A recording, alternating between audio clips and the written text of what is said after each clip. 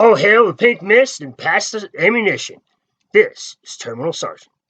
Today we're going to talk about how I'm a five-time cancer survivor. I've had cancer 5 times, um, and I've been treated for cancer 5 times, and I'm pretty much indestructible.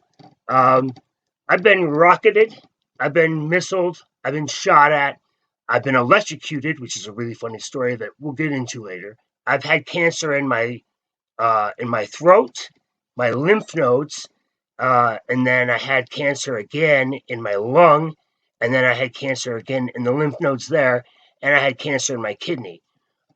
So those are all interesting stories.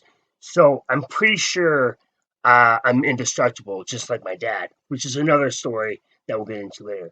So the first thing we're gonna talk about is like the first cancer, like the throat cancer, how that came about.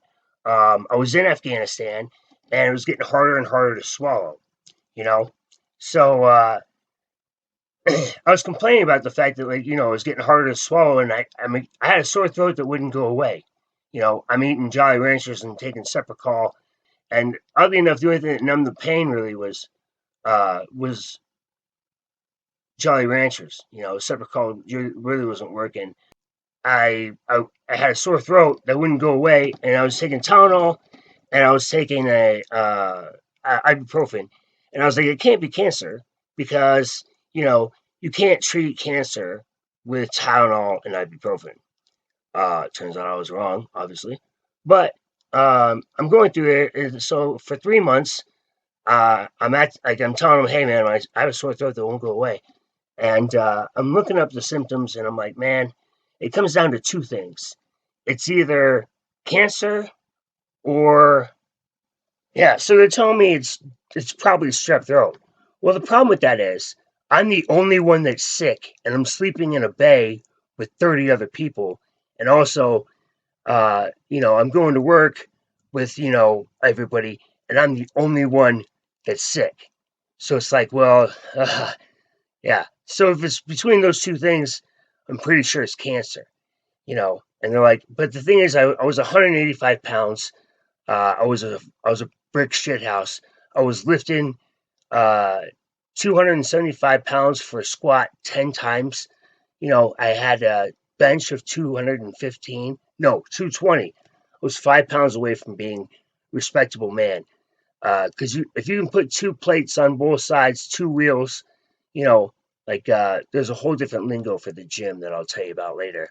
But yeah, so that's when you're respected. Like that's when you become a man. And I was just 5 pounds away from that. And then I had a deadlift of 315 pounds. So yeah, and I was still gaining weight. So like, no, you're too healthy, whatever. But I kept getting these fevers out of nowhere, and so I was pretty sure that I had that other disease that you get when you're in Afghanistan, besides missing your family in deployment. So at this point, I'm pretty sure I've got malaria, right? So I'm going to see the medic, right, every day, complaining about a sore throat, and he's like, "Well, it's probably strep throat." So they send me over and they give me these drugs, and they give me penicillin. And so for 10 days, you know, I'm like, okay, cool. I take this pill and it'll get better.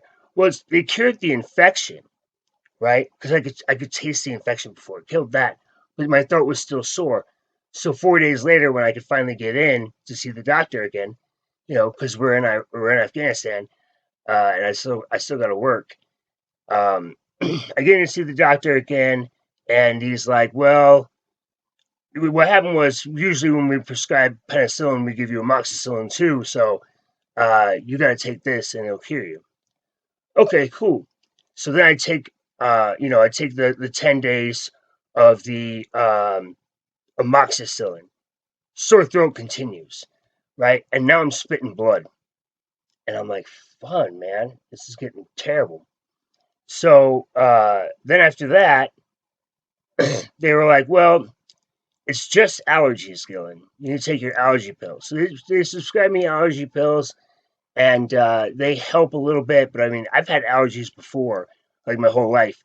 I've never had a problem swallowing. Like, it feels like there's a big lump in my throat, right?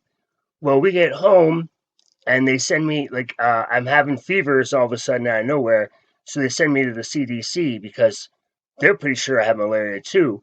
But all the tests come back negative for that, so they still don't know what's wrong. And then 4 days before I'm supposed to actually head home, to my wife and kids, uh, they asked me, "Hey, do you want to see an ENT?" And I was like, "What the hell is an ENT?" Turns out that's an ear, nose, throat doctor. Yeah. So if you want to know what happened with the ear, nose, throat doctor, you're gonna have to subscribe, or maybe the next video will be underneath this and you can watch it. But yeah, in the meantime, go scuff yourself.